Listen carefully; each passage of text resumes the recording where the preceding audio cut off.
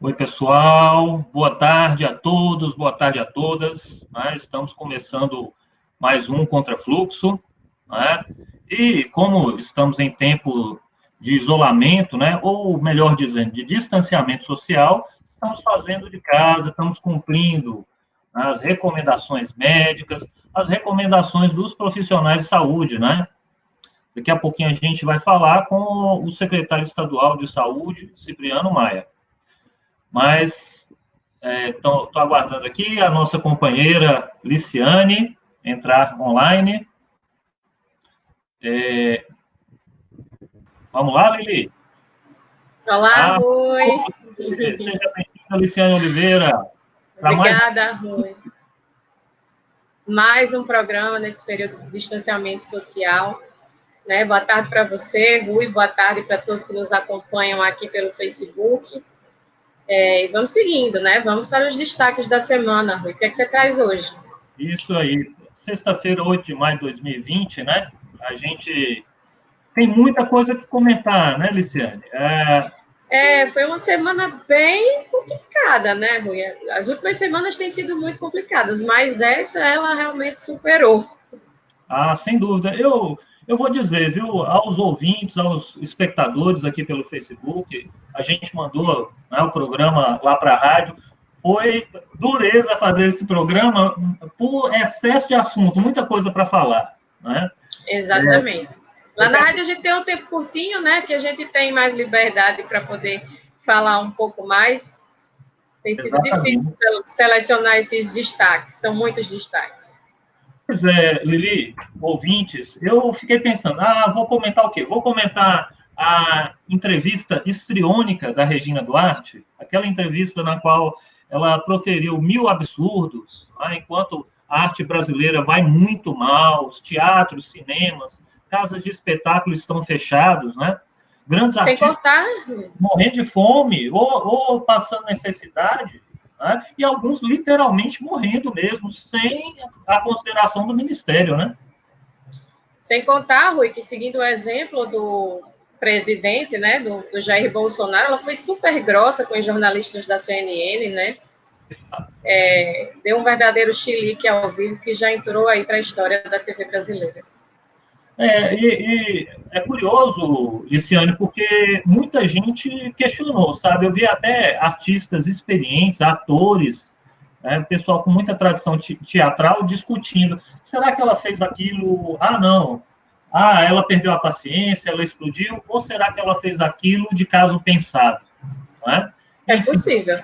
De qualquer forma, foi assim lamentável, né? Lamentável ao extremo, né? Os afagos que ela fez ao fascismo, à ditadura militar, né? Enfim, difícil demais. Poderíamos falar disso, poderíamos falar do ministro Salles, né? Que vai anistiando criminosos ambientais, demitindo servidores públicos que cumprem seu papel, né? E fica caladinho quando um servidor público, indo cumprir o seu papel, indo fazer o seu trabalho, é agredido por devastadores em florestas, né? Isso aí é lamentável. Ou então poderíamos falar do Abraham Weintraub, né?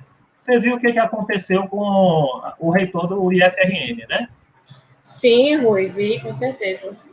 Pois houve uma decisão da Justiça, né? E aí saiu a nomeação do reitor eleito.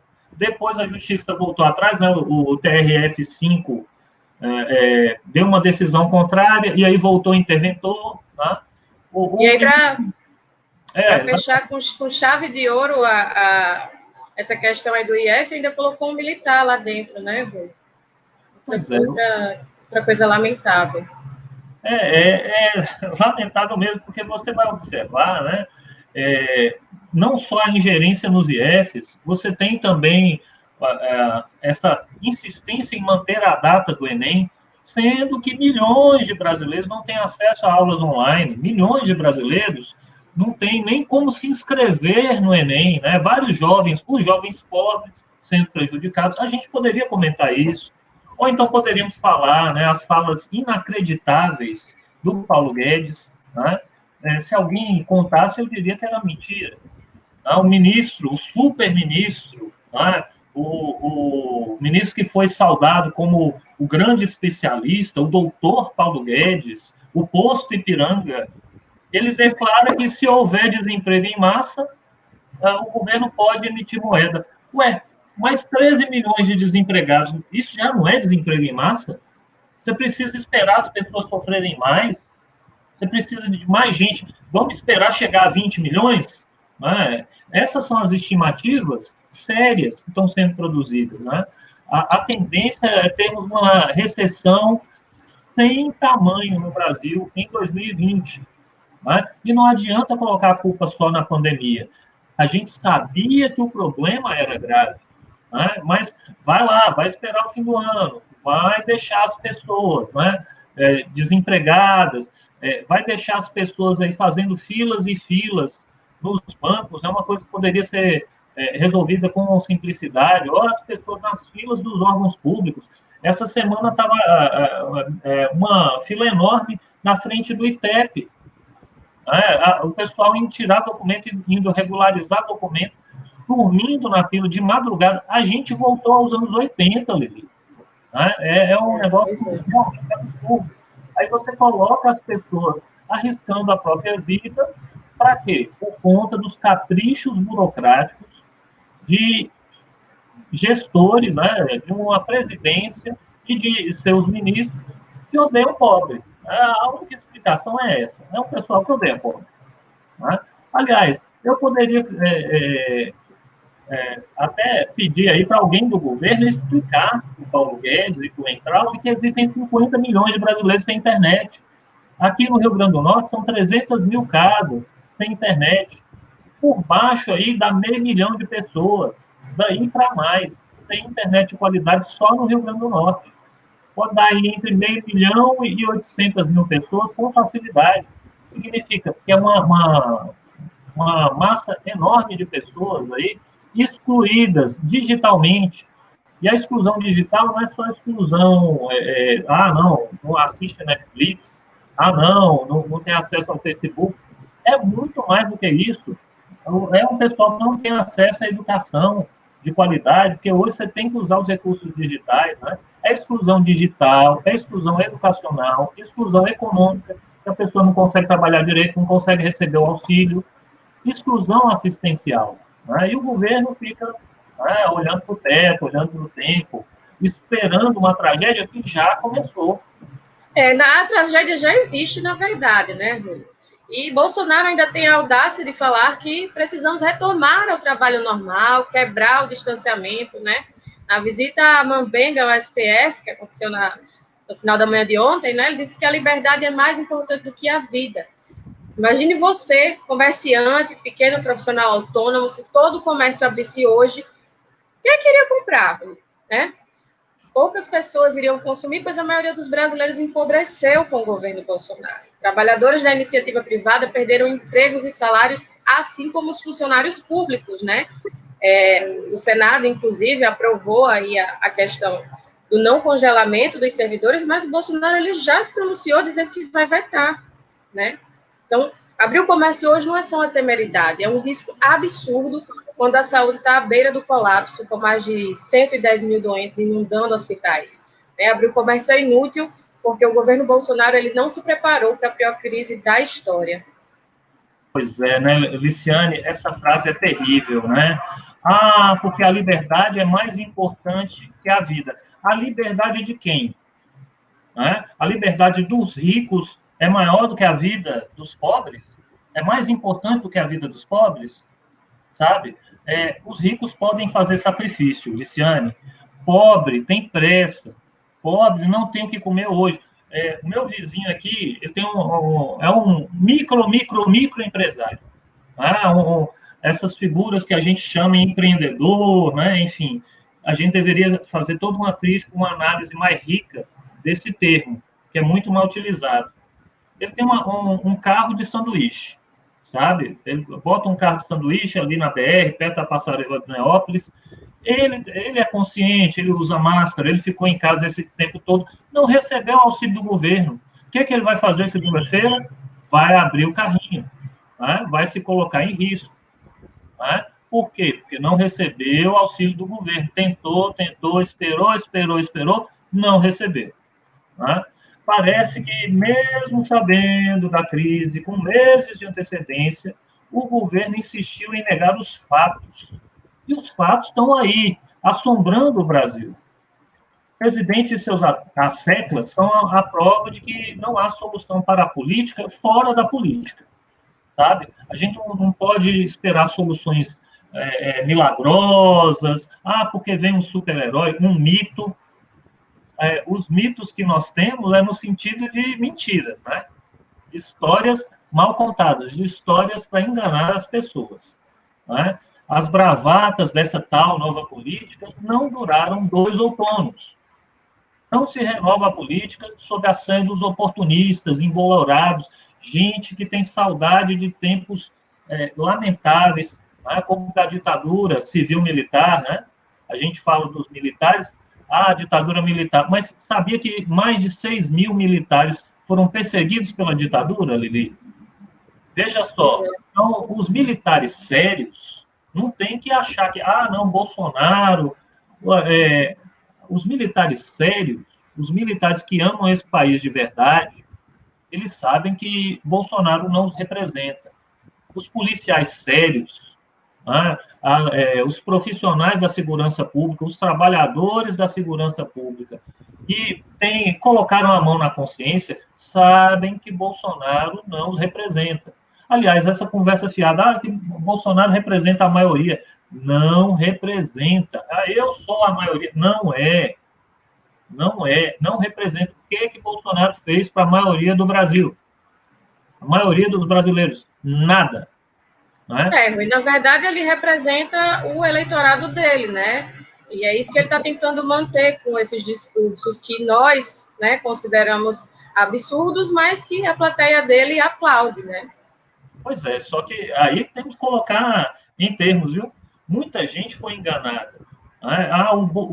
Ele representa o próprio eleitorado, até certo ponto. Né? Ele finge representar. E aí eu achei a essência do meu comentário, sabe, Liciane? É um governo de pantomima, é um governo de teatro ruim, sabe? Novela mal encenada, um filme com um roteiro péssimo, sabe? É por aí, sabe? Bravata em bravata, sabe? Eu lembrei de um clássico, um livro clássico nas ciências humanas, A Sociedade do Espetáculo, do Guy Debord. Ele vai discutindo nesse livro o quanto o espetáculo se tornou algo importante para a gente pensar no século XX. Né? Nunca as pessoas dedicaram tanto tempo ao entretenimento, se deixaram seduzir de forma tão profunda pelo entretenimento, pelo espetáculo, né? E aí a mídia tem um papel fundamental nisso.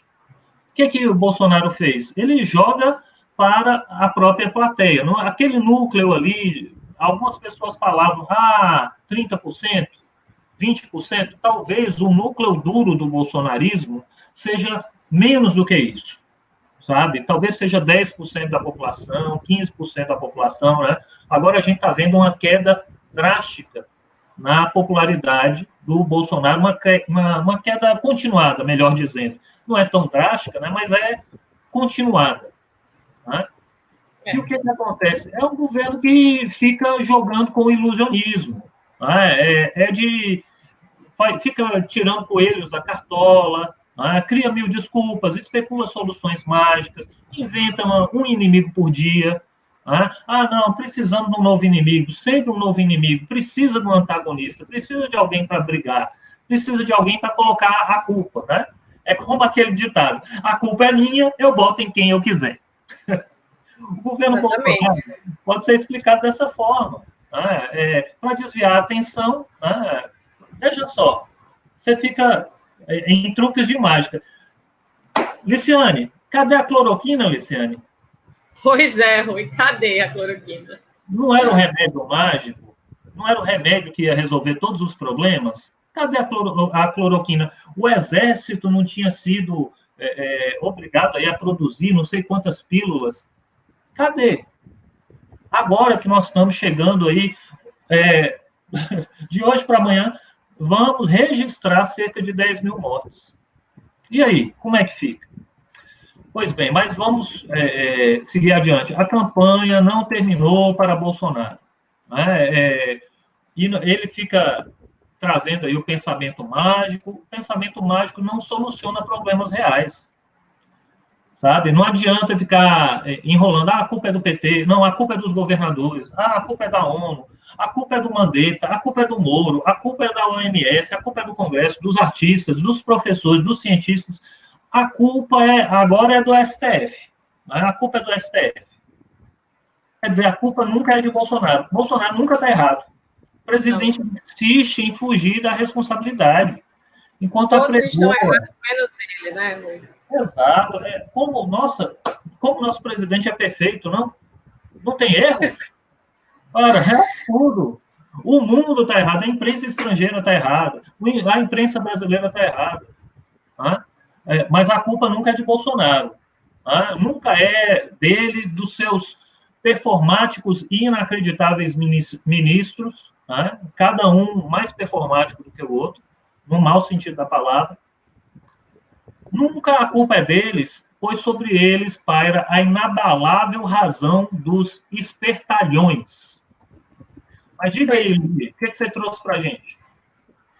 Rui, olha só, antes de eu dar início aqui ao meu destaque, tem um mosquito aqui hoje perturbando. Mas antes de dar início ao meu destaque, queria dizer que o Cipriano ele já está conosco, né? Ele já está aqui aguardando para dar início à entrevista. Não sei se a gente consegue já falar com ele.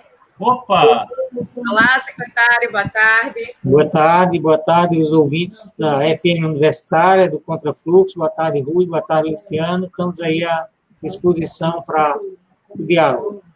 Uma honra tê-lo conosco, viu? Eu sei que a gente está num momento de grande desafio para a saúde, né? Você está trabalhando intensamente, dia e noite, né?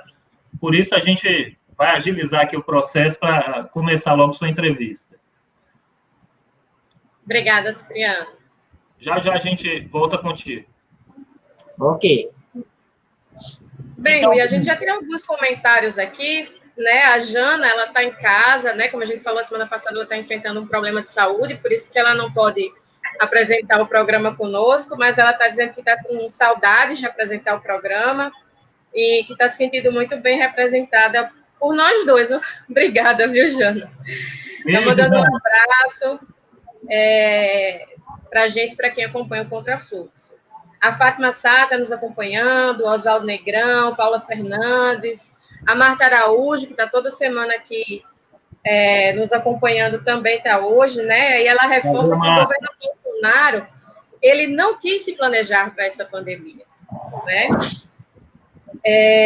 E aí a Jana coloca também que, reforçando suas falas e participações em atos pela defesa do fechamento democrático, esta semana o presidente Jair Bolsonaro recebeu o torturador da ditadura militar que executou militantes no Araguaia.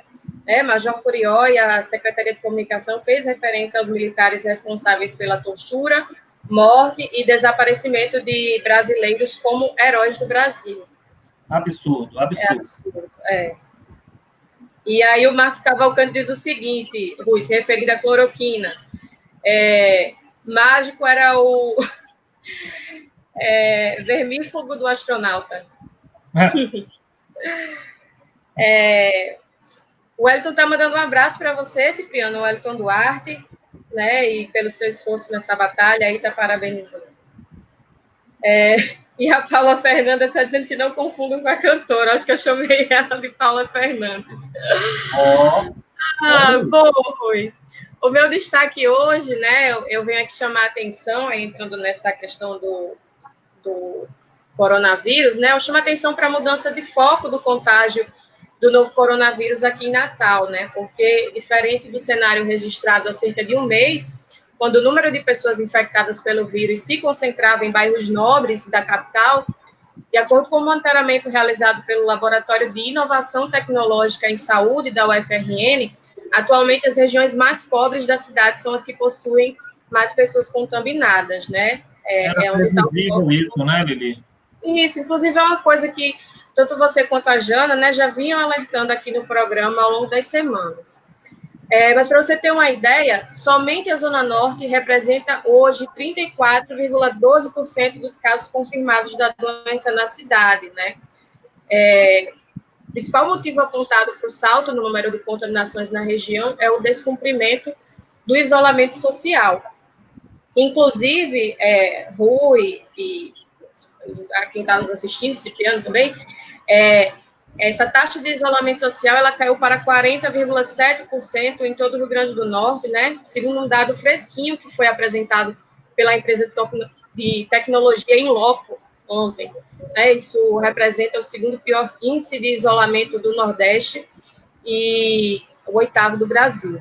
É muito grave, né, Lili? Isso aí é muito preocupante. Não dá para afrouxar o distanciamento social agora. É justamente o contrário. É momento da gente preservar mais, da gente ficar mais em casa. Mas olha só, Rui, o que eu quero fazer aqui hoje é uma reflexão direcionada principalmente àqueles que ainda acham que a Covid-19 atinge a todos de forma igual. Né? Porque sabe aqueles bairros nobres que concentravam os maiores índices de casos de coronavírus no início da pandemia? Eles hoje apresentam uma redução no número de casos, né? E isso acontece porque as pessoas que lá vivem possuem condições socioeconômicas, né, que as permitem cumprir o isolamento social que é tão recomendado pelas autoridades de saúde e cujo descumprimento é o motivo para o aumento de casos na periferia. Certamente, Rui, a maioria dos moradores desses bairros, eles não precisam enfrentar aglomeração nas longas filas formadas nas caixas econômicas, né, para solicitar o auxílio emergencial. É uma medida que foi pensada pelos parlamentares para salvar vidas, mas que com a série de falhas ocorridas no processo de implementação do pagamento do auxílio por parte do governo Bolsonaro, acabou colocando incontáveis pessoas em risco, né? Pessoas que, em grande parte, também se tornam mais vulneráveis ao contágio do vírus em função de suas moradias, né? Que muitas vezes são superlotadas, sem acesso à água, sem acesso aos serviços de saneamento básico.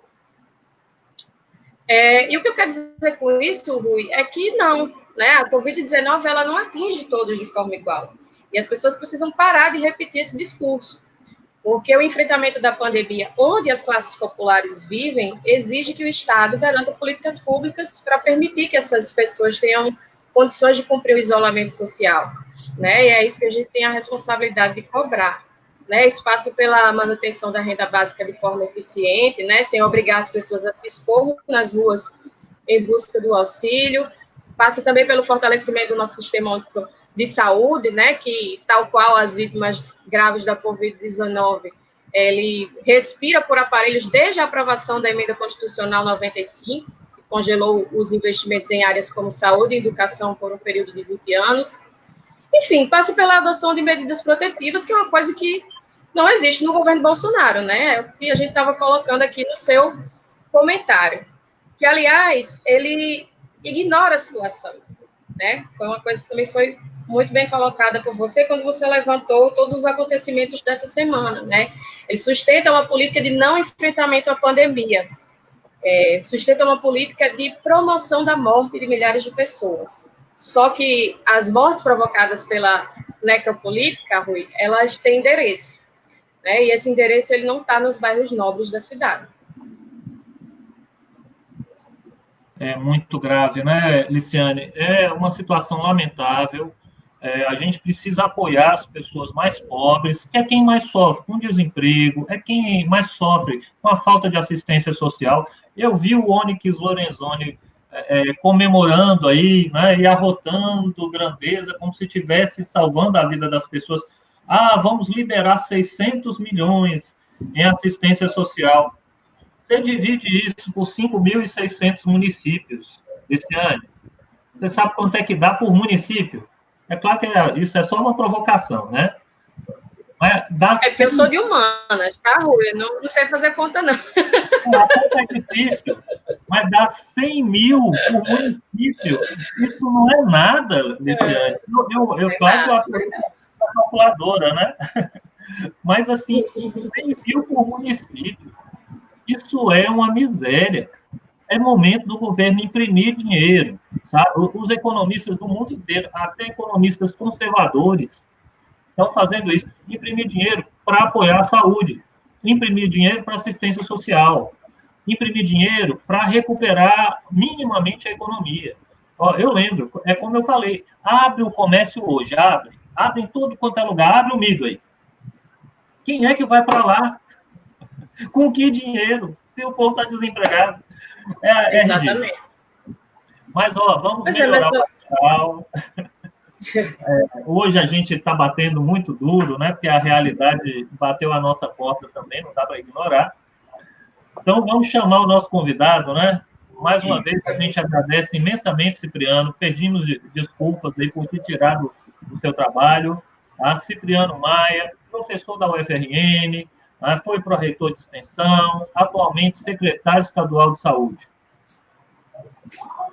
Boa tarde, Rui. Boa tarde, Liciane. Estamos aqui para esclarecer aos ouvintes do Contrafluxo, né, da FM Universitária, sobre a condução da pandemia no Estado. Vocês estavam dialogando aí com muita pertinência sobre a influência da desigualdade nos condicionantes e nos determinantes de saúde. Isso ocorre desde que a saúde pública, a saúde coletiva existe, né, onde as evidências da desigualdade na mortalidade, na morbidade, que se tem o adoecimento das pessoas, ele é muito clássico, é muito conhecido. E numa pandemia dessa não seria diferente, como vocês estavam destacando. Então, me coloca aí à disposição para a gente iniciar o diálogo. Pois é, a gente agradece mais uma vez. Eu não vou nem falar do ministro Taixe, né, que soltou uma ótima essa semana. Vou só comentar aqui rapidinho. Ele declarou que tinha 39 anos de SUS, né? Quer dizer, ele participava do SUS antes do SUS existir. Que coisa, que comentário infeliz, que comentário lamentável. Mas então... Quer fazer a primeira pergunta, Rui? Pois é, eu vou fazer a primeira logo aqui. O governo do Estado vinha estimando o ápice da crise provocada pela pandemia no início do mês que vem, né? Aliás, vai dar deste mês, né? Deste mês de maio. Agora, pelo dia 18, pelo dia 8, a gente deveria estar já no ápice, segundo algumas projeções. Mas, ainda assim, o número de casos vem crescendo muito. Paralelo a isso, o Estado enfrenta dificuldades para colocar mais leitos de UTI, né? Eu vi a coletiva do adjunto, né, do Petrone Spinelli, ele falando que conseguimos mais 13, não é isso? São 13 novas vagas de UTI? Nós estamos expandindo leitos em Mossoró, no São Luís, e leitos aqui em Natal, no Hospital Municipal, né, a partir da parceria, inclusive, do Estado, que teve que alocar bombas de infusão e os suplementos para isso, porque funcionar um leito de UTI não é só ter o respirador e o monitor, são os insumos, são os filtros, são tudo isso. Os profissionais, né? Todos os entes estão enfrentando dificuldade. Então, o município já tinha respirador, mas não tinha PIs, não tinha a bomba de infusão, e nós, na parceria, fizemos para que tenhamos mais leitos acessíveis aos usuários, as pessoas que estão necessitando, seja do Natal, seja do interior, são referenciadas para os hospitais da capital. Até aqui o Estado tem dado conta. Até aqui a rede hospitalar está conseguindo segurar as demandas. Veja bem, nós temos dado conta dentro dos limites, em alguma situação momentânea, os leitos já têm chegado quase num percentual de ocupação, digamos assim, de quase saturação em Natal e Mossoró, mas essa ampliação traz alguma folga. Mas eu queria deixar claro para a população que isso não é segurança de que não vamos ter colapso, porque o risco que vocês estavam chamando a atenção aí, as filas da Caixa, as pessoas foram obrigadas a estar ficando em situação de exposição, por falta de um planejamento melhor por parte do governo. Felizmente, depois da pressão, da denúncia dos prefeitos, dos governadores, o governo adotou medidas que, de alguma forma, facilitaram esse acesso, né? Mas é importante a gente chamar a atenção que qualquer aglomeração, qualquer contato, aumenta o risco de transmissão, o risco de contágio. A curva, ela vai ter um comportamento com base nas projeções, de acordo com o comportamento que cada um de nós temos, que a população como um todo tem, o coletivo.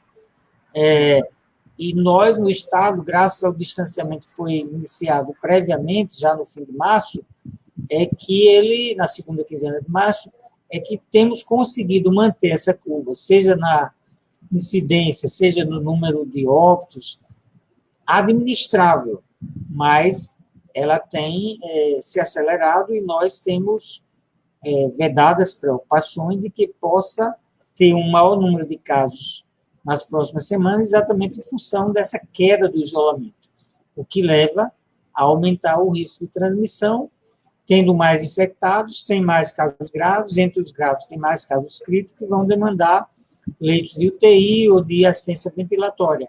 E a quantidade disponível, tanto na rede pública como na privada, é pequena.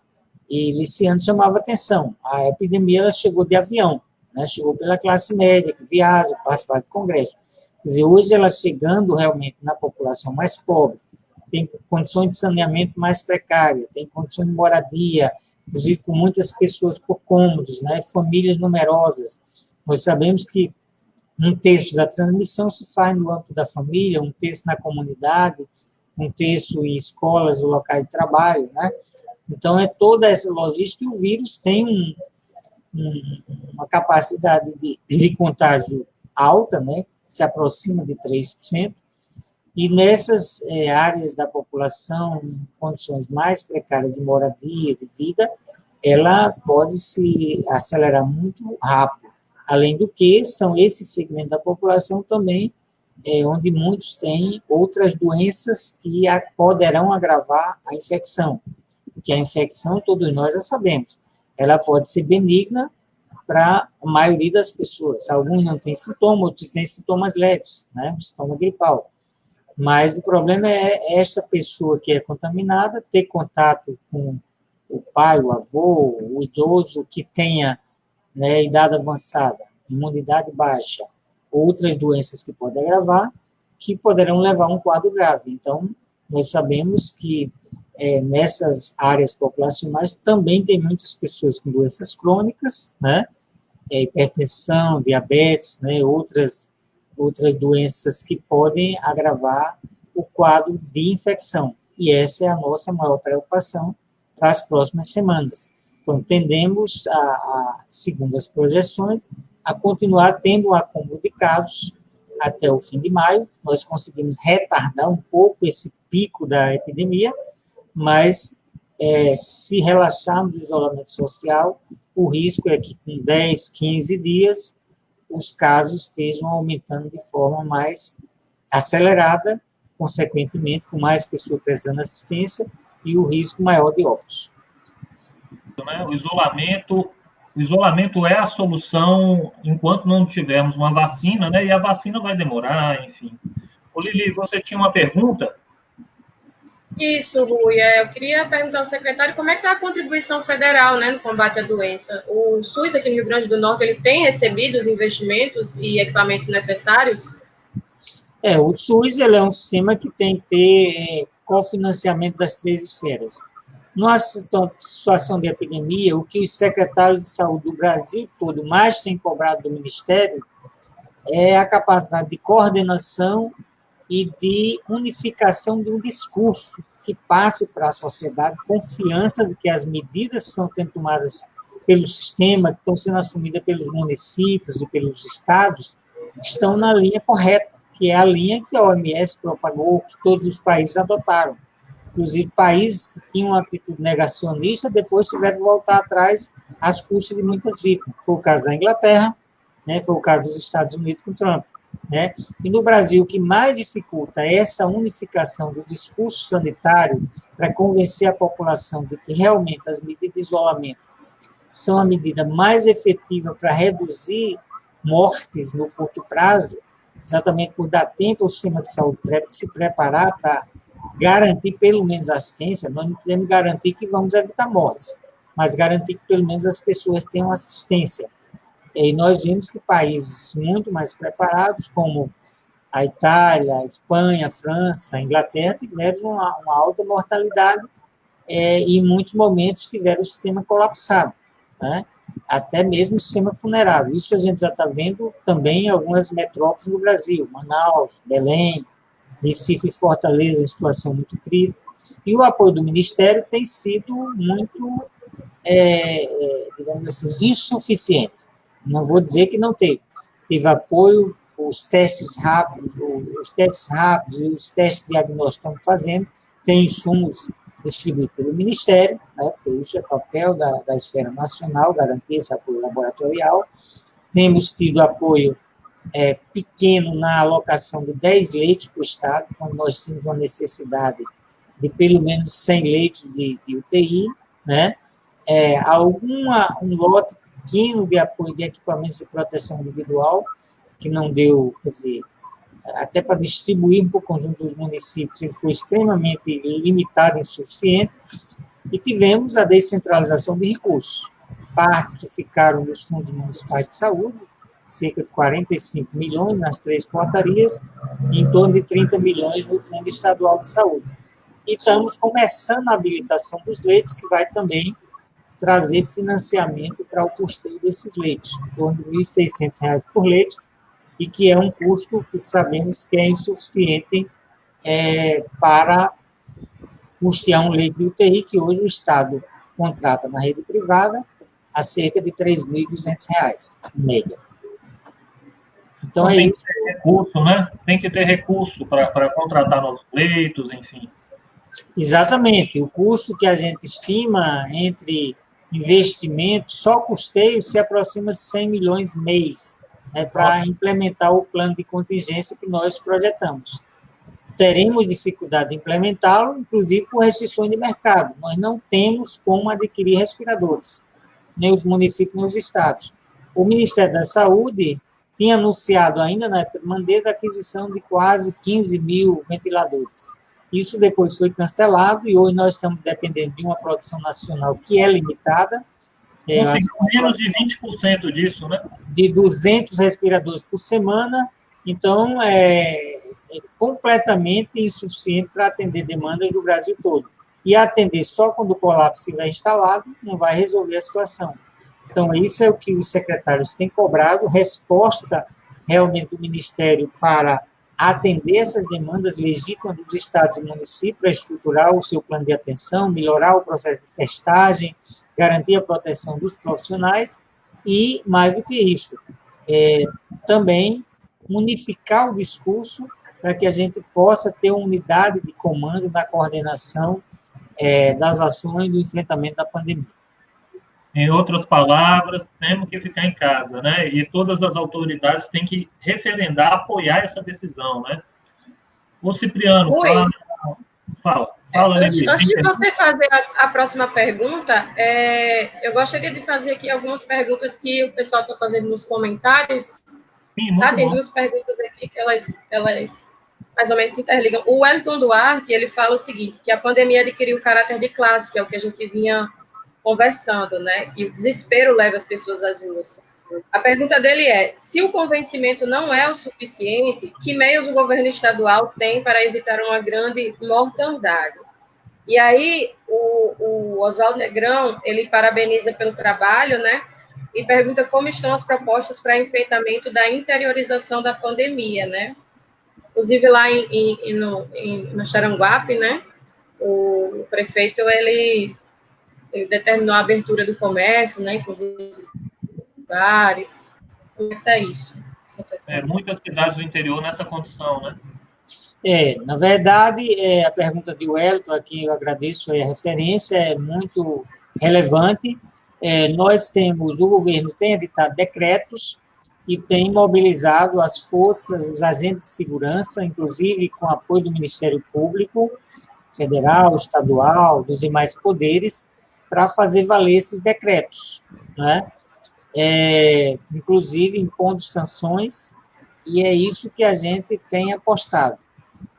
Mas é fundamental que essa parceria com os poderes públicos municipais, incluindo as guardas municipais, a vigilância de saúde dos municípios, sejam, digamos assim, melhor articuladas e agregadas para a gente somar forças, porque nós sabemos que impor uma nova ordem, num contexto de muita resistência da população e de partidarização do enfrentamento da epidemia que o presidente da República apostou, né, e alguns outros agentes públicos, leva a muito mais dificuldades. Então, exigiria uma presença, uma maior atuação, a cooperação entre poderes, entre Estado e municípios, para esse enfrentamento.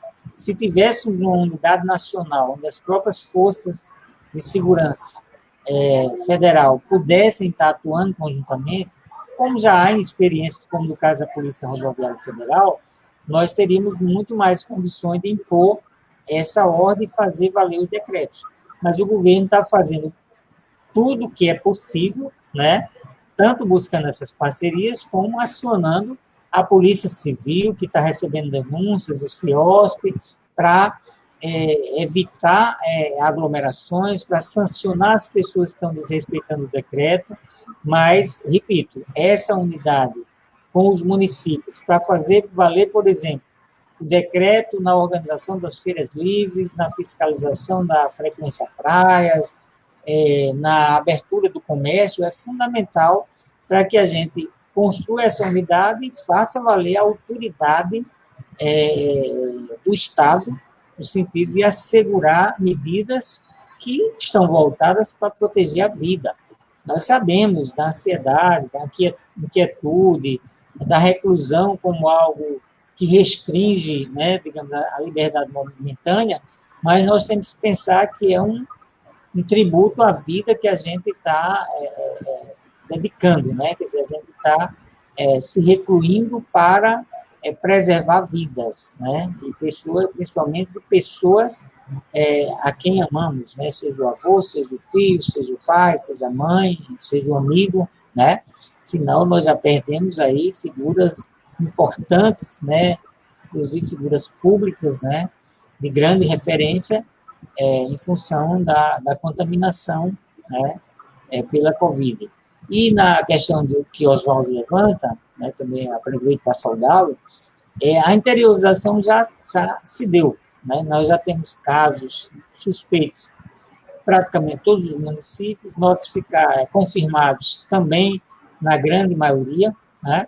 E óbitos também num conjunto grande de municípios. Todas as regiões já registraram óbitos, né? E o que nós estamos fazendo, além das medidas de fortalecer, divulgar o isolamento, fazer parceria com os municípios para dar mais efetividade à vigilância, ampliar a testagem, né, com os testes rápidos que já foram distribuídos aos municípios, organizar o plano assistencial em cada uma das regiões. Já temos isso organizado no Seridó, o Hospital Regional do Seridó já tem um número de leitos considerável, que já está fazendo assistência na região.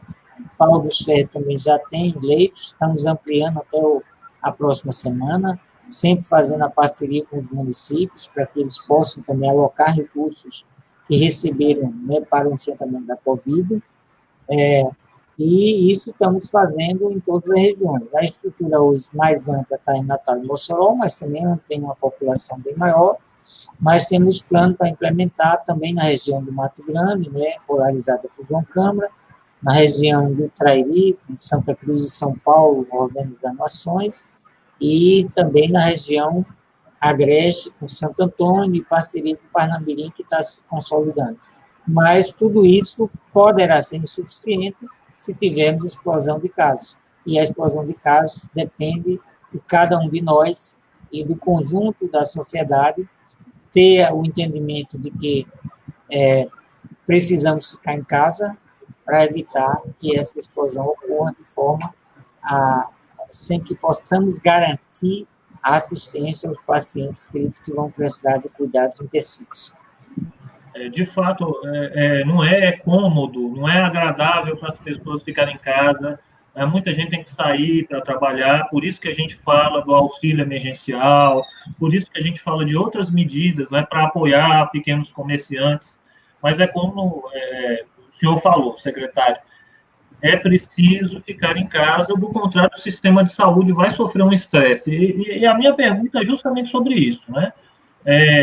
O Rio Grande do Norte já teve momentos de maior respeito ao distanciamento social, chegamos ali a ficar com 50%, né? Essa semana deu uma caída, alguns dias da semana, né? Caímos para 40%. Eu vi vocês falando na coletiva, eu vi a secretaria, até o Petrônio comentando isso, que o ideal seria ficar ali por volta dos 60%.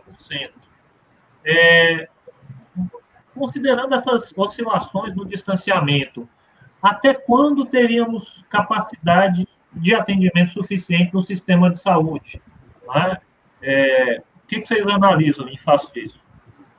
Essa é uma projeção muito difícil de fazê-la, porque se nós tivéssemos com as condições de implantar os leitos que foram projetados, nós poderíamos, digamos assim, ter uma segurança maior do que não teríamos colapso. Que nós projetamos expandir quase mais de 1.000 leitos. Uma parte significativa desses 700 e poucos leitos de retaguarda, incluindo os hospitais de campanha municipais, os leitos municipais, e mais de 400 leitos de UTI. Mas, concretamente, não estamos conseguindo viabilizar isso, porque não temos como adquirir ventiladores, monitores, insumos para UTI, né? Então, a expansão tem sido lenta, por restrições de mercado, né, por dificuldades realmente de viabilizar isso. A diminuição do distanciamento que você mostrou aí, os estudos, as análises todas, mostravam que o ideal seria você manter um patamar de 70%. 60% já seria satisfatório se a gente complementasse com o uso massivo de máscaras. Por isso que o governo, inclusive, também garantindo a atividade econômica, né, principalmente das oficinas de costura, viabilizou a aquisição de um número grande de máscaras que está sendo distribuído para os municípios e que a gente estimula e recomenda, até porque já está determinado por decreto, a obrigatoriedade do uso como uma ação complementar ao isolamento. As pessoas precisam trabalhar, precisam circular, está circulando de máscara e usando-a corretamente. Não adianta também estar com a máscara no pescoço. Para que, com isso, a gente aumente o grau de proteção das pessoas e diminua o risco de contágio. Mas, assim, a tendência da epidemia é que vai se expandindo a proporção que aumenta os contatos, né, as aglomerações, ela tende a continuar crescendo até o final de maio, primeira quinzena de junho, provavelmente, né? E se ela se mantiver uma retomada do crescimento do contágio, nós poderemos, sim, chegar a nível de colapso. Estamos correndo para viabilizar a expansão desses leitos, né? Mas poderão ser insuficientes se a gente não mantiver essa contenção através do isolamento social, do uso massivo de máscara, das medidas de higiene que todas as pessoas têm que adotar. Nós temos, os decretos prevê, inclusive, a obrigatoriedade, as empresas também assumirem essa responsabilidade, e muitas delas estão assumindo isso com muita responsabilidade, os agentes públicos também, e é isso que a gente espera para que a gente consiga, digamos assim, postergar esse crescimento acelerado da curva, e com isso vislumbrarmos a superação, pelo menos do pico da crise, com menos morte, com menos dano, e com a perspectiva de, digamos assim, sairmos dessa epidemia com menos mortes, né, com menos pessoas sequeladas e com o sistema de saúde também mais fortalecido. Isso é outro ganho direto que teremos no processo da pandemia. Esperamos, né, que as pessoas passem a valorizar mais o SUS, né, o sistema de saúde público, e valorizem também a ciência. Vários comentários, secretário, muita gente perguntando aqui. Faz a sua pergunta primeiro, Lili, e depois eu faço um bloco dos internautas. Então, a minha pergunta, secretária, é a respeito do Consórcio Nordeste, né? O Consórcio Nordeste ele criou um comitê científico para articular ações conjuntas sobre a Covid-19. Eu queria saber se já existem ações do comitê contribuindo para a saúde do Rio Grande do Norte e se existem, quais são. O comitê ele reúne especialistas de diversas áreas, inclusive o nome aqui que integra o nosso comitê, e eles têm produzido algumas análises para orientar a tomada de decisão e também construído propostas para que os governos possam adotá-las e também cobrar atitudes do Ministério. Os governadores já se reuniram com o ministro anterior, com o presidente da República, com o atual ministro, cobrando essas medidas, né? Mas é importante aqui destacar que nós aqui no Estado nos antecipamos a isso e ainda em março criamos um comitê consultivo, tem gente das universidades, gente dos serviços, né, que estão contribuindo muito também com essas análises para a tomada de decisão da secretaria, do governo, orientando um pouco essas ações.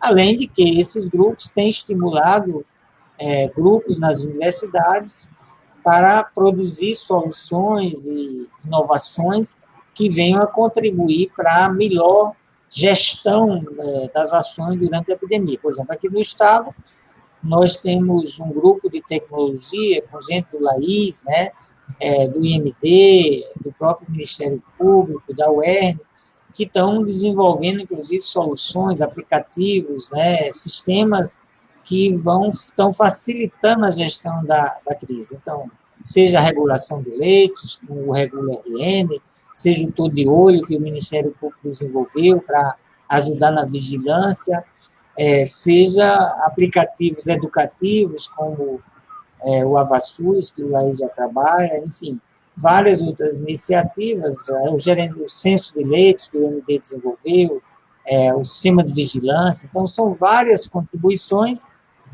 onde se une aí o saber acadêmico, a capacidade de inovação tecnológica, com a experiência do serviço, que neste momento tem sido muito rica e profícua, né, no sentido de estar trocando saberes para melhorar o enfrentamento da pandemia. Mas, realmente, ontem nós tivemos a marcha em defesa da ciência, da tecnologia, a restrição do financiamento, a queda dos investimentos em pesquisa ao longo dos últimos anos, assim como dos investimentos na saúde, no SUS, nas políticas sociais, com o congelamento dos gastos, tudo isso tem se refletido nas restrições, nas limitações para o avanço desse conhecimento, inclusive de forma mais acelerada, para produzir vacina, para produzir, digamos assim, tratamentos terapêuticos, né? Até hoje não temos, vocês estavam discutindo lá a cloroquina, nenhuma validação que possa afirmar que tal tratamento é mais eficaz, ainda estamos fazendo muitas experiências, algumas exitosas na beira do leito, mas com necessidade de estudos mais consistentes que possam dar segurança. E a busca da vacina, que é a grande corrida que a ciência está travando, né? Então, acho que são desafios do momento e sabemos que os aprendizados dessa pandemia ele vai trazer, inclusive, mudanças na sociabilidade humana, no reconhecimento também da cidadania, inclusive da importância de sistemas públicos que garantam acesso a todos. Hoje nós temos, inclusive, um movimento aí de ter unificação de leitos, né, toda a rede pública e privada para todos, o Conselho Nacional está puxando isso. Está tendo resistência, Cipriano, a essa medida? Tem resistência? Hospitais privados estão resistindo a essa tendência de unificar leito público e leito privado ou não? Isso há uma resistência. Aqui no Estado nós fizemos de forma, por uma chamada para credenciamento de leitos, inclusive para contratação e remuneração, né, com recursos Covid, né? Até nos antecipamos a alguns estados, já fizemos esse lançamento, mas há um projeto de lei, inclusive, em discussão do Congresso, para tornar isso, digamos assim, obrigatório, né, formal. Aqui nós estamos fazendo o acesso à rede privada contratada, quando há necessidade, segundo os critérios de uso de leitos de UTI. E a chamada pública foi encerrada ontem, e nós estamos colocando aí dentro das possibilidades dos serviços que tiverem leitos ofertados, essa contratação para garantir acesso a pacientes do SUS.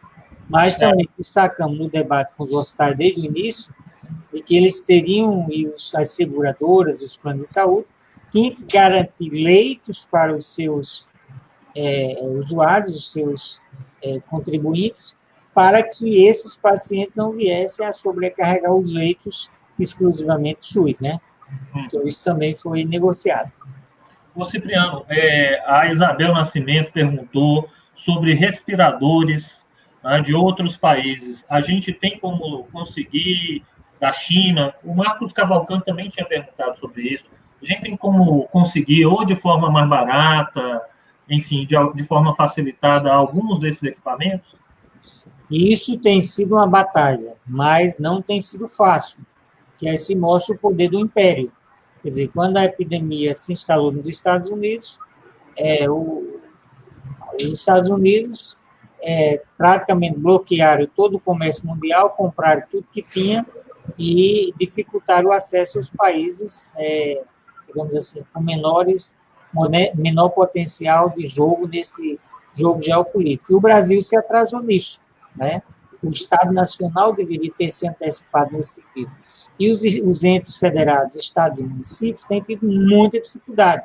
O consórcio Nordeste chegou a contratar uma compra, e essa compra foi frustrada, né? Mesmo pagando antecipado, esses respiradores ficaram retidos e não conseguiram chegar. Outros estados tiveram situação semelhante.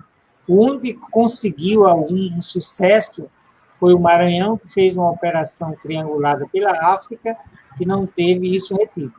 E como eu já disse antes, a produção nacional é muito limitada. Nós poderíamos também, lá em fevereiro, o Estado Nacional, o governo federal, ter promovido uma reconversão produtiva da indústria que produz equipamentos de diversas ordens, eletrônica e tal, para fazer essa produção. Nós temos vários protótipos desenvolvidos por o Senai aqui desenvolveu um, Minas Gerais tem outro desenvolvido, a USP, mas não entrou em linha de produção. E a aquisição da China continua muito difícil de se viabilizar. As negociações que temos feito prometendo para 60 dias, para 90 dias, quando poderá já ter ultrapassado o pico epidêmico. O que temos feito aqui é buscar todos os ventiladores que existiam no estado, em pequenos hospitais, para buscar recuperar. Já recuperamos, inclusive, em parceria com o apoio da iniciativa privada, mas também por ação do Estado, mais de 50 ventiladores que estão sendo distribuídos e utilizados, né? O Ministério tinha prometido fazer distribuição, até agora só recebemos esses 10 kits de leitos de UTI, que é completamente suficiente para uma expansão que se pretendia chegar a mais de 400 leitos. Que além dos leitos específicos de Covid, você tem os outros leitos de UTI que continuam funcionando, porque as pessoas também têm demanda, né? E esse é o grande gargalo. Tanto ventiladores, monitores, insumos, como EPIs. A compra por EPIs tem sido uma batalha dificílima. Felizmente, aqui a gente, com a força-tarefa do governo do Estado, em março, abril, a gente conseguiu formalizar uma série de compras. Estamos na expectativa de começar a receber agora, essa semana, na próxima, para ir minorando, digamos assim, essa carência, mas restrições de toda ordem para essa expansão acelerada.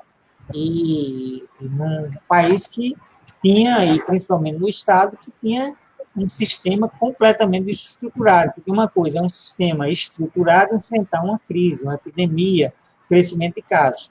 Outra coisa é um sistema que já enfrentava debilidades estruturais, insuficiência do pessoal, situação de quase falência orçamentária financeira, como vive o Estado desde 2018, 17, 18, né? E tudo isso repercute na hora de você responder às demandas que a crise põe para o sistema. Então, estamos fazendo todo o esforço possível, né? Mas não temos garantia de que ele será suficiente se houver essa aceleração de casos, porque também dependemos dos sistemas municipais, inclusive de ter uma atenção básica que funcione também respondendo aos grupos mais vulneráveis, né, as pessoas com doenças crônicas, hipertensão, diabetes, né, obesidade, os idosos que precisam de proteção, né? Temos trabalhado muito essa temática, orientado os municípios, muitos estão trabalhando isso com compromisso, as ações de vigilância. Então, esse é o ganho, quer dizer, a fortaleza que nós temos, é um SUS estruturado, mas com debilidade do financiamento, na estruturação. E para expandir a assistência de forma acelerada, exigiria tanto recursos, que têm limitações, mas principalmente o acesso a esses bens, sejam equipamentos, sejam insumos, essenciais para fazer essa expansão acelerada. Ô, Cipriano, eu vou tentar fazer em bloco aqui, que é muita pergunta, só o Marcos Cavalcante mandou bem umas 6 aqui, mas a Nazaré Cardoso perguntou sobre testagem, o Brasil está testando pouco, a Nazaré está perguntando, tem testagem na UFRN, como é que estão os testes rápidos? O Marcos também perguntou sobre isso. Marcos também perguntou sobre se a gente está tentando, se o Rio Grande do Norte está tentando comprar respiradores de outros países que não sejam a China, né? Vai lá. Bem, testagem, os países que tiveram mais sucesso tiveram que fazer testagem em massa, né? E o teste principal para o diagnóstico, né, do componente viral em circulação é o PCR, né? A nossa capacidade tem sido extremamente limitada. O Rio Grande do Norte até tem feito uma proporção razoável no contexto da região Nordeste, pela parceria com o Instituto de Medicina Tropical da Universidade, que também adquiriu testes, né? Mas muito insuficiente para a gente ter um monitoramento melhor da epidemia, uma intervenção mais ativa, né, no curso. A gente não tem testagem rápida, né? Porque, não, o teste PCR tem sido limitado, tem usado com critério, pessoas internadas, pessoas profissionais de saúde, pessoas que têm uma situação mais crítica, né? O teste rápido, ele começou a ser distribuído já em abril pelo Ministério, nós já fizemos distribuição para os municípios, mas também com uma quantidade limitada não permite uma testagem em massa. E o teste rápido é mais para avaliar, para quem já teve sintomas, se desenvolveu anticorpos, né?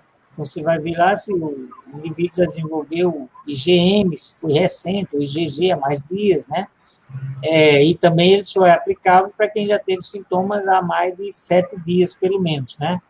Ele dá uma ideia, alguns pacientes têm sido confirmados por esse critério, né, de teste rápido,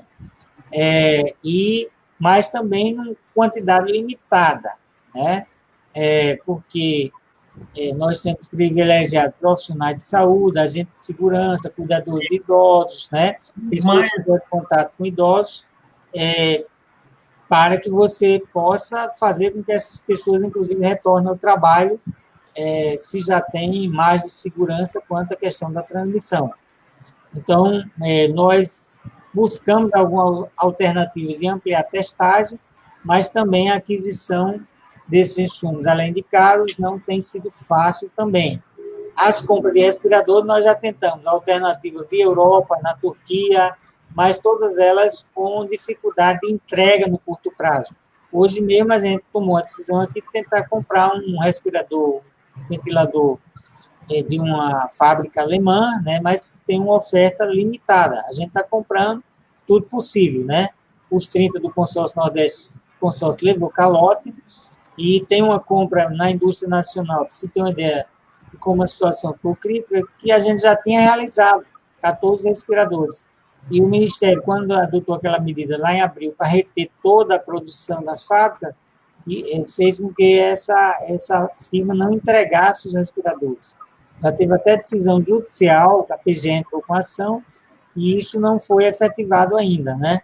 Então, em outras palavras, o governo federal tirou o respirador que vinha para o Rio Grande do Norte. Exatamente. 14 respiradores já adquiridos, com contrato em celebração, foi, como o Ministério adotou a medida de reter para fazer a distribuição mais racional, fez com que esses respiradores não fossem entregues.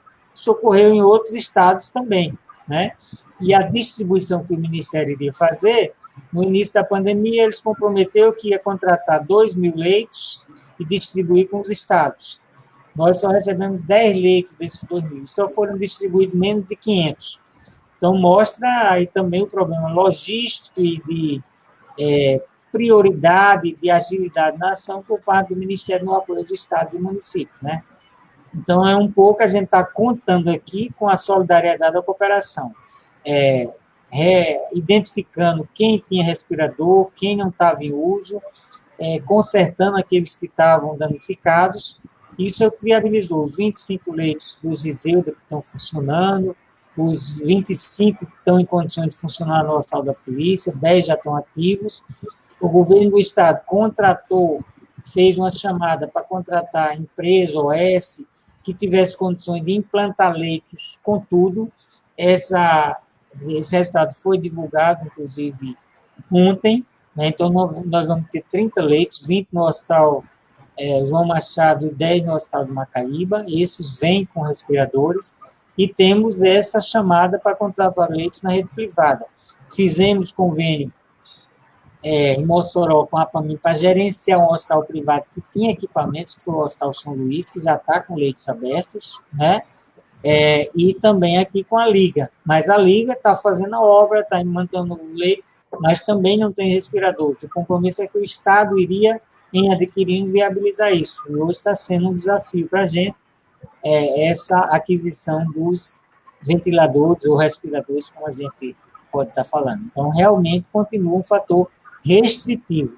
E isso nos traz mais preocupação e mais necessidade de manter o isolamento, o distanciamento, o uso das máscaras, medidas de higiene, para que a gente consiga evitar a aceleração do contágio que está se mostrando preocupante, principalmente na ocupação dos leitos nos últimos dias.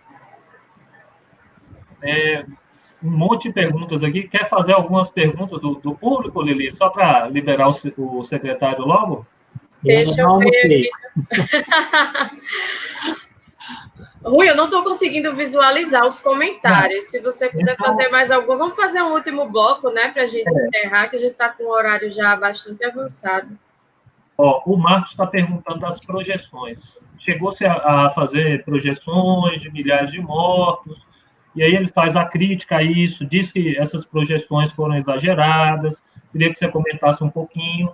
Né? A Marta está perguntando do hospital de campanha de Natal, né? Não está em operação ainda, mas há um certo diálogo com a Prefeitura de Natal, não é isso? Deixa eu ver. Vamos responder essas questões em bloco aí. Vai lá. Bem, a questão das projeções. As projeções, elas começaram a ser feitas por grupos de pesquisa, grupos acadêmicos. O Imperial College de Londres foi um dos que fez primeiras projeções para o Brasil, mostrando realmente o potencial de danos que a epidemia poderia trazer ao país, inclusive considerando a desigualdade, que foi aqui comentada, um grande número de casos graves e de mortes. O que o grupo aqui local fez, lá no início de abril, foi fazer essas projeções com base em vários estudos acadêmicos e aplicar como isso se daria no Rio Grande do Norte se não tivesse sido feito nada, se tivesse uma mitigação parcial, que é um isolamento parcial, e com um bloqueio mais efetivo. Para você ter uma ideia, nesse bloqueio mais efetivo, você teria uma mortalidade baixíssima, uma ocupação de leitos baixíssima, né? Como alguns países conseguiram com a testagem rápida, com muitos testes, né, com muito isolamento. E o que nós apresentamos naquele momento foram projeções, e a gente dizia, depende de nós evitar que isso ocorra. E as medidas do governo mostraram que elas realmente tinham efetividade, tanto que os gráficos que o professor José Dias, que é membro do Comitê Científico, professor da universidade, da área de física, da área de ciências espaciais, tem mostrado o ganho que a gente tem tido ao longo dos meses de abril, né, fim de março, abril, início de maio, quando você compara o que seria a curva ascendente, né, e Sim. aquela curva que os dados vêm mostrando, né? Mas que a qualquer relaxamento isso pode mudar, a curva pode começar a subir, em vez de um comportamento mais com a tendência de crescimento, de ascensão de casos acumulados e de óbitos mais suave, ela pode se acelerar. Então, assim, o que nós fizemos não foram previsões, foram projeções com base em modelos que mostravam o risco que podíamos correr. Então, não teve nenhuma atitude irresponsável, que a gente não disse, não, vai ter tantas mortes. Existiam projeções, modelos matemáticos, que apontavam para esse risco. E isso com base no que ocorreu na China, na Itália, nos países europeus, o que estava se desenhando, né? E no Brasil, o crescimento exponencial de casos que a gente está vendo, de óbitos acumulados, tem mostrado o potencial de transmissão da epidemia. Inclusive, a semana passada, tinha um estudo mostrando que o Brasil estava entre os 9 países com maior pico de crescimento do número de casos, por ter um potencial de transmissão muito alto, né? Exatamente por essa questão da desigualdade, da epidemia está chegando a áreas mais pobres, com menores condições de vida mais precárias, de saneamento, moradia, tudo isso que a gente estava conversando, né? A relação era de um doente transmitindo para 3 novos doentes? Esse é o potencial de transmissão do vírus, 1 para 2,8, mas até para o Brasil tem projeções que mostravam que chegava até mais de 3, né? Então, isso tem se mostrado explosivo, principalmente onde tem maior adensamento populacional, que é o caso das metrópoles. O caso de Manaus, o caso de Belém, o caso de Recife, Fortaleza, né? Rio de Janeiro, né? E isso vem mostrando esse acumulado. Então, nós agimos com muita responsabilidade, chamando a atenção da sociedade para os riscos que estavam presentes, e continuamos tendo essa atitude de chamar a atenção e a responsabilidade. Por exemplo, então, o prefeito que relaxa o isolamento, ele tem que assumir a responsabilidade pelos danos que a população poderá ter, pelos óbitos que poderão ocorrer naquele município. Nós temos tido muita responsabilidade e buscado atuar, seja na frente da vigilância, seja na frente da organização da assistência. E por que temos defendido com mais restrição essas medidas? Porque sabemos dos limites de expandir esses leitos na velocidade que a epidemia, digamos assim, tem, porque o vírus, com o potencial de transmissão dele, se as pessoas começam a ter contatos, a interagir, a transmissão vai ocorrer, porque ela já existe em todos os municípios do estado, né, em todas as regiões, no Brasil todo. Então, é muito difícil contenção quando você não consegue essas medidas, né? E ficar em casa tem sido a recomendação principal. O que mais as outras questões que você colocou, Rui? A Elisângela perguntou se já tem critério local para definir o bloqueio, né, o lockdown. Isso a gente ainda não tem elementos, a gente está monitorando a evolução dos dados. Há uma recomendação genérica do OMS que esse lockdown ele depende de uma ocupação de leitos acima de 80%, né, da transmissão da doença estar realmente ativa com esse índice acima de 2 por casos, né? Quer dizer, e o critério de confirmação de casos, né? Então, tudo isso a gente tem essas referências já, esses critérios já existem, né? E nós estamos monitorando para avaliar se vai ser necessário. Todo o nosso esforço é para que não seja necessário. Nós sabemos das dificuldades que já tem a economia, né? Mas aqui as pessoas estão tendo acesso à renda básica, né? A renda emergencial, e o que a gente pede é que as pessoas, ao ir às compras, vá com proteção, vá com cuidado, vá evitando aglomerações, porque tudo que o vírus quer é aglomeração de pessoas para se transmitir. Vamos usar máscara, vamos nos proteger e proteger aqueles que estão ficando em casa cumprindo a quarentena, né, o isolamento, mas que poderão ser vítimas da imprudência daquele que saiu para ir às compras, para ir trabalhar e não teve a medida de proteção ao voltar para casa. Então, as medidas de higiene todas que são bem conhecidas e que a gente precisa praticar. Tá? Então, acho que é um pouco essas questões que a gente tem a colocar e a gestão, inclusive, da pandemia tem se feito buscando essa cooperação entre os entes, buscando a parceria com a sociedade, buscando a articulação de todas as forças que podem estar trabalhando de forma cooperativa para enfrentar essa situação e a gente vislumbrar um horizonte próximo onde a gente possa estar saindo dessa pandemia com valores renovados, com fortalecimento da solidariedade, do respeito ao próximo, né? E da construção do bem comum como um horizonte e para uma sociedade mais justa, mais igualitária. É um pouco isso que a gente tem a dizer. Cipriano, a gente agradecemos também a assessoria que intermediou esse processo, né? Foi tão importante. Obrigado aí à equipe, né? Maiara, né? Enfim, toda a equipe que colaborou com o processo. Desejamos que a Secretaria de Saúde tenha todos os recursos necessários para trabalhar, né, que a população colabore, que a gente possa enfrentar da forma correta essa pandemia. Nós agradecemos e desejamos uma boa tarde a todos. Boa tarde, secretário. Muito obrigada. Bom trabalho. Boa tarde. Boa tarde. Então, Rui... Pois é, né, Lili? A gente podia passar a tarde inteira falando sobre esse assunto, né? Foram muitos comentários aqui, infelizmente a gente não conseguiu ler todos. Mas aí, vamos falar de coisa leve, né, Rui? Vamos falar dos nossos destaques culturais para essa semana. Você tem um que eu sei. Diga aí. Tenho um, porque sexta-feira é dia de quê? Nesse isolamento social. É dia de rock? É dia de rock, bebê. É dia de rock, bebê. Pois é, Rui. Hoje o projeto Rock em Casa, ele traz a banda Torment the Skies. Torment the Skies, que é uma banda criada em 2012, né? Compõe um death metal com mesclagens do old e do técnico. E se apresenta hoje no projeto Rock em Casa, a partir das 19 horas. A apresentação acontece na página do Ecos da Anarquia.